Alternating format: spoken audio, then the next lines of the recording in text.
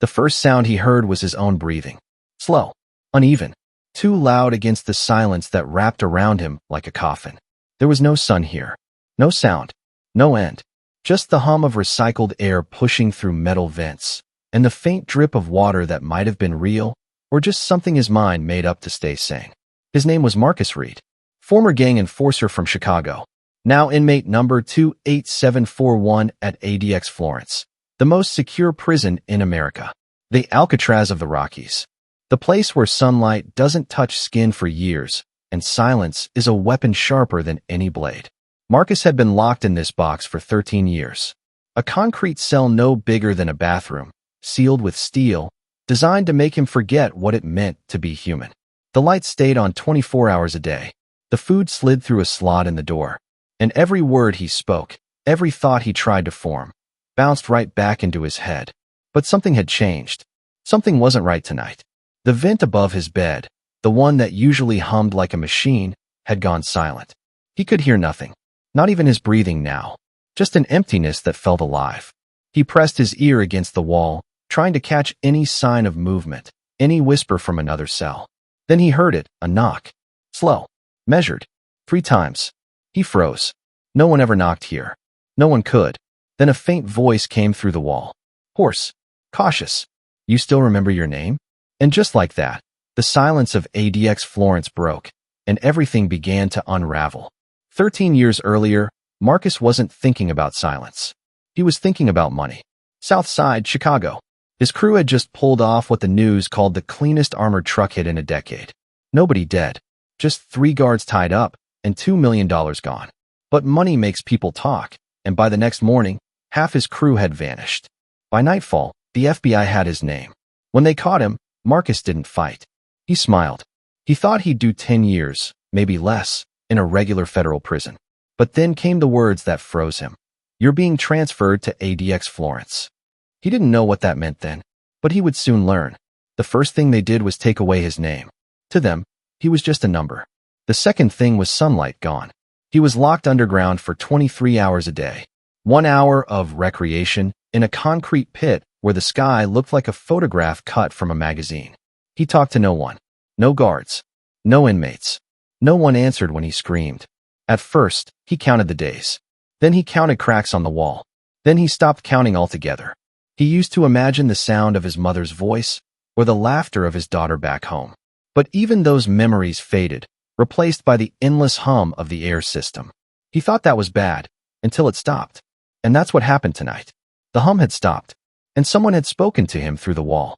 He leaned closer, his pulse quickening. Who are you? He whispered. The voice came again. Doesn't matter. They don't want us to talk. But if you hear the knock again, don't answer. It's not me. Marcus froze. What do you mean it's not you? Silence. Then, another knock. 3 times. Same pattern.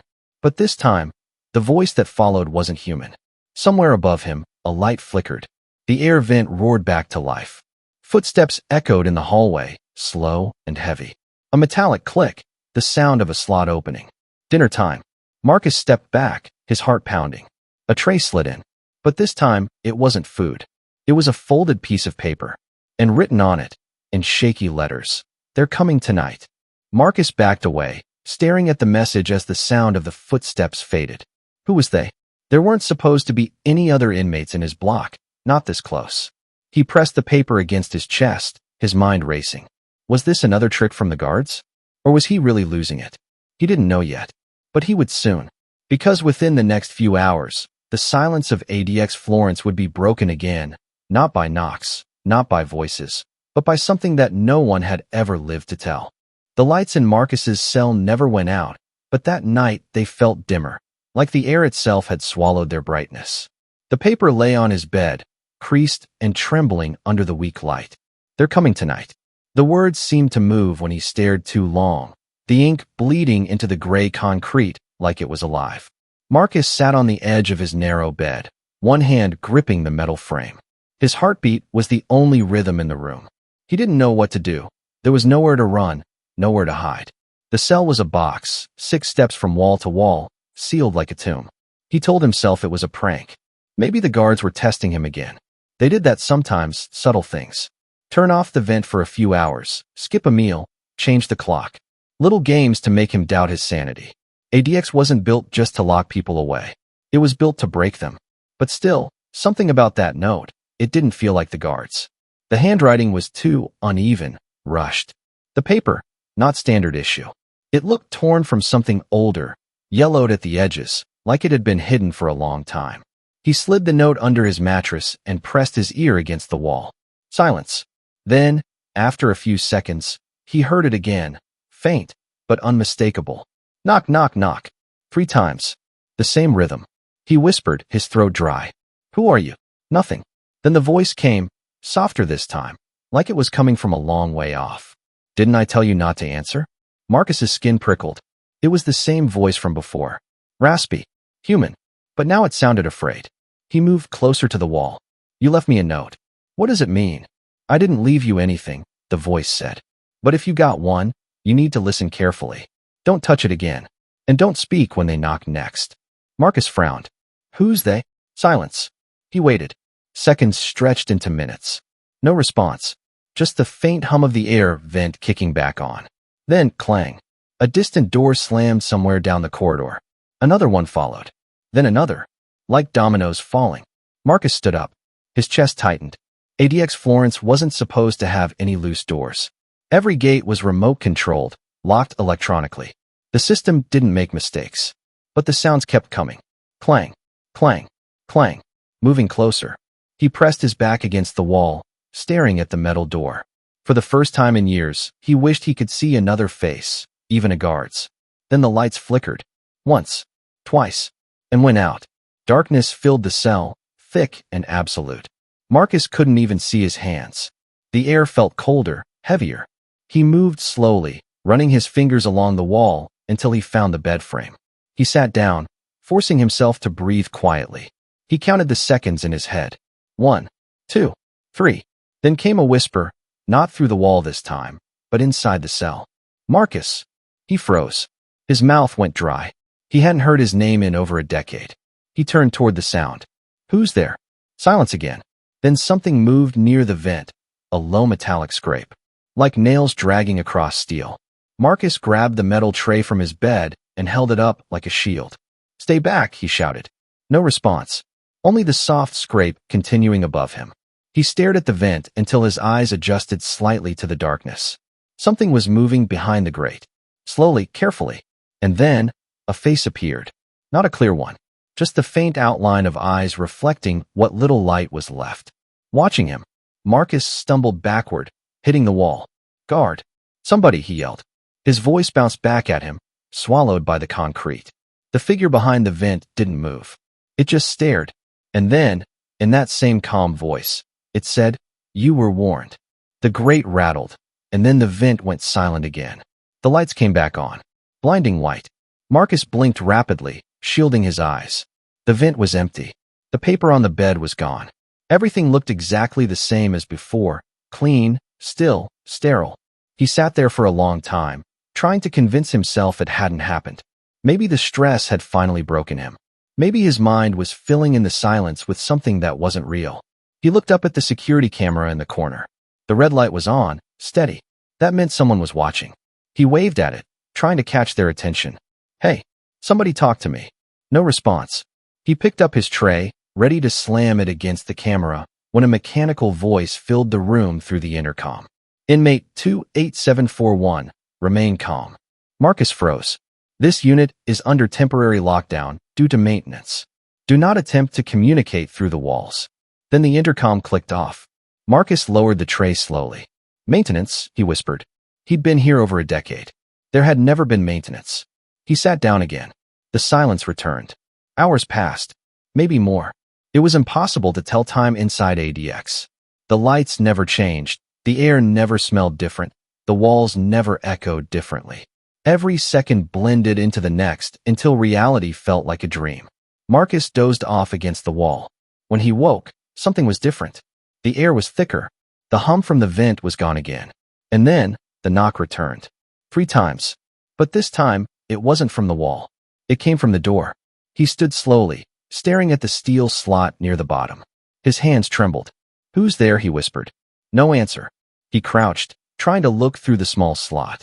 Nothing but darkness on the other side. Then a hand. Pale, scarred, and shaking.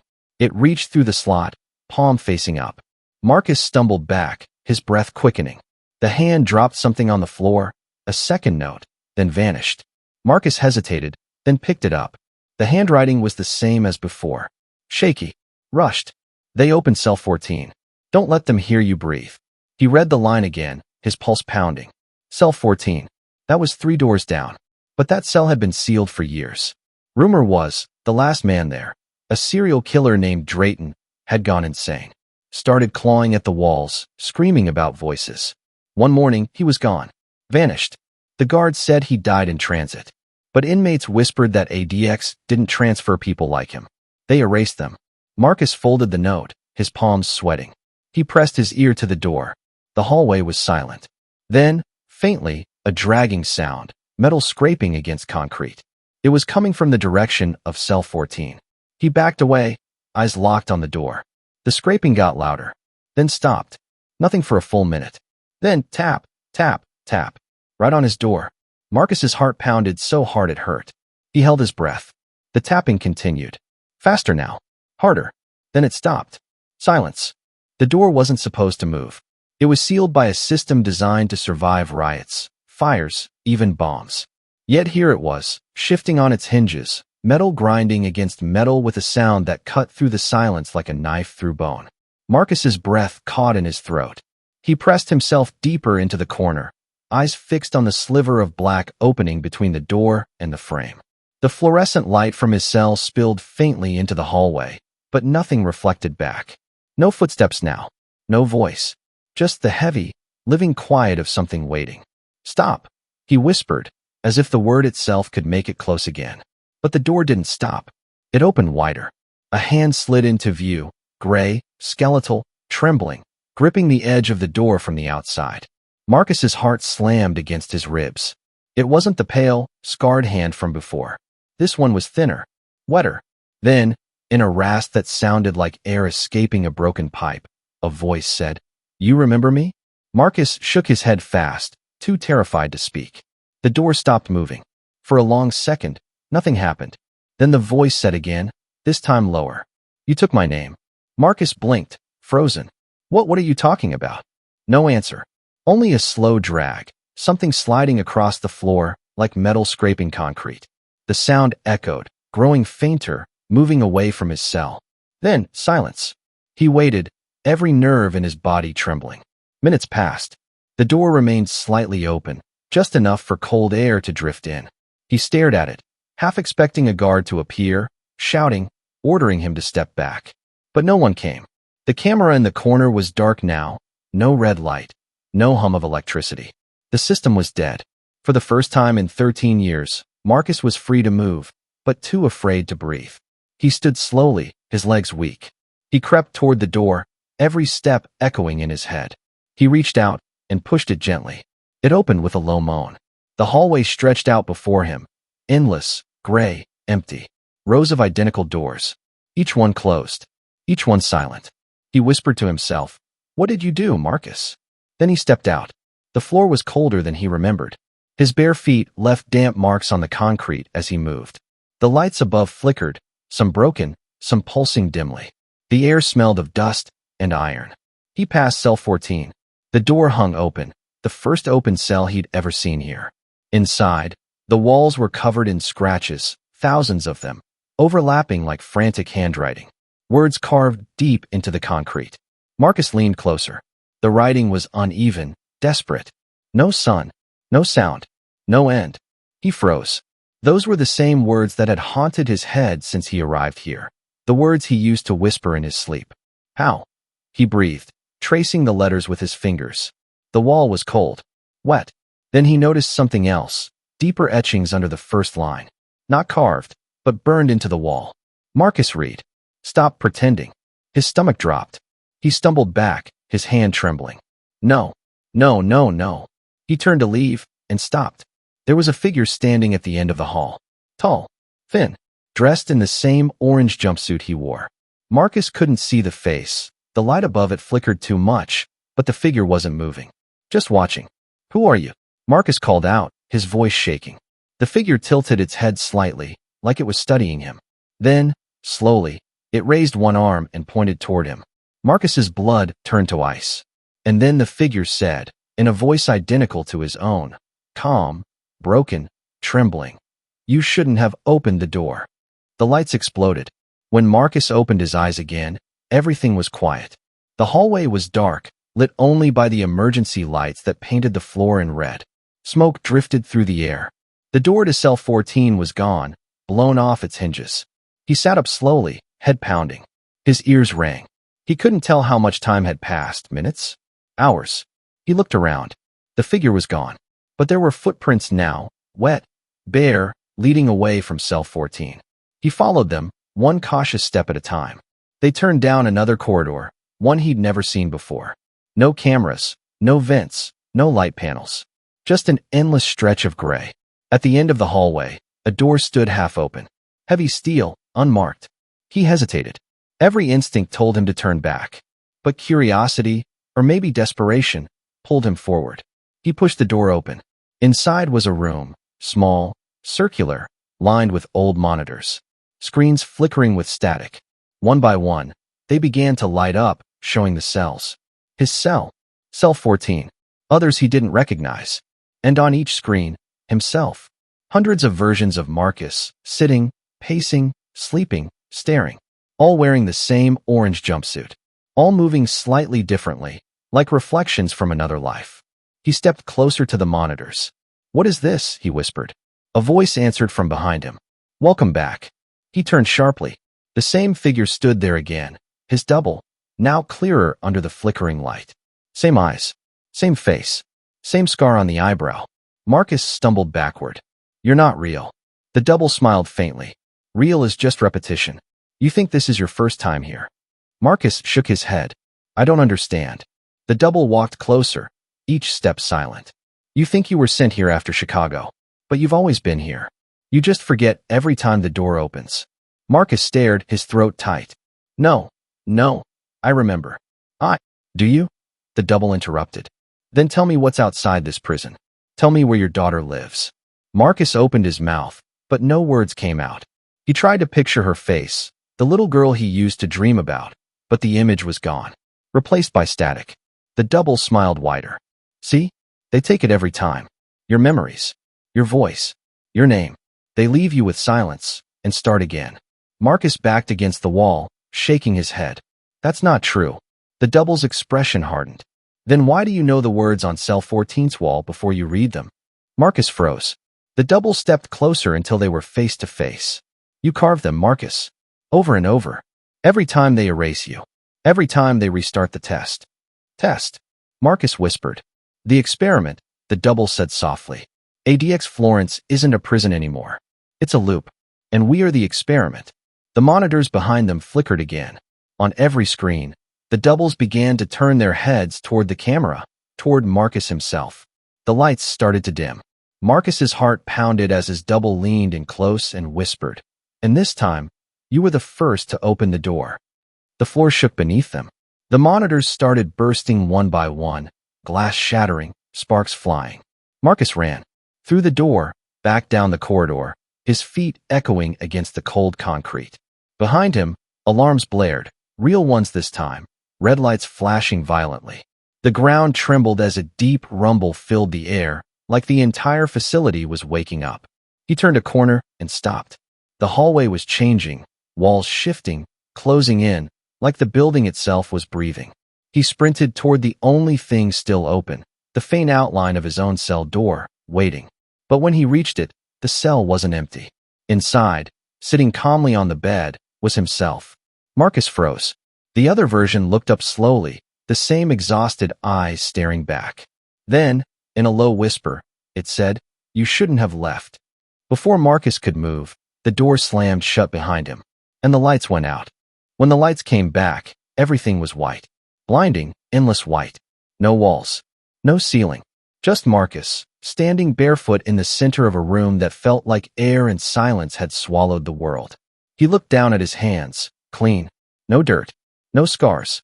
Even the old tattoo on his wrist was gone. His orange jumpsuit was new again. Freshly pressed, spotless, like nothing had ever happened. He turned slowly. Hello.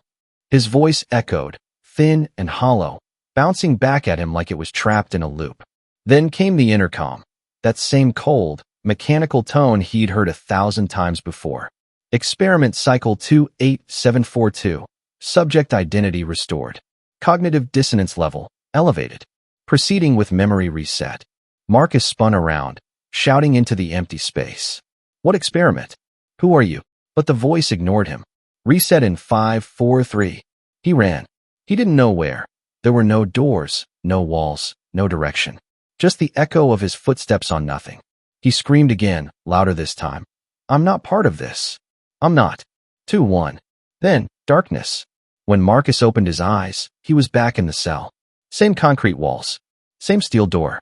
Same hum from the vent. A tray of food sat near the slot, untouched. He blinked. His heartbeat slowed.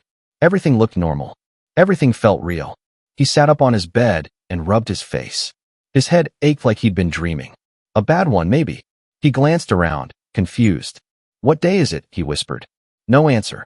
Then, from the wall beside him, came the faintest sound. Knock, knock, knock.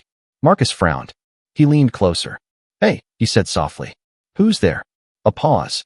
Then a hoarse voice from the other side. You still remember your name? Marcus froze. He stared at the wall, heart slowing, breath catching, eyes widening as something deep inside him remembered. He whispered, no, not again. But it was too late. The loop had already started over. And somewhere above the cell, far above the concrete, in a glass observation room, a row of monitors displayed his every move. One scientist turned to another, jotting notes. Cycle 28743 initiated successfully. Subject remains responsive. The other nodded, eyes fixed on the screen. How many times has he broken through? None, the first replied. Every time he reaches the door, he forgets. Every time he remembers, we reset. They stood in silence for a moment. The monitor flickered, showing Marcus sitting quietly in his cell, staring at the vent. Then, faintly, the sound of 3 knocks played through the speaker again. The scientist smiled. He's right on schedule. The screen faded to black. In a place built to contain the world's most dangerous minds, one man found something far worse than punishment, repetition. No sunlight. No sound. No end. They call it ADX Florence. But some say it's not a prison at all. It's a mirror. And what it reflects is everything we're afraid to see.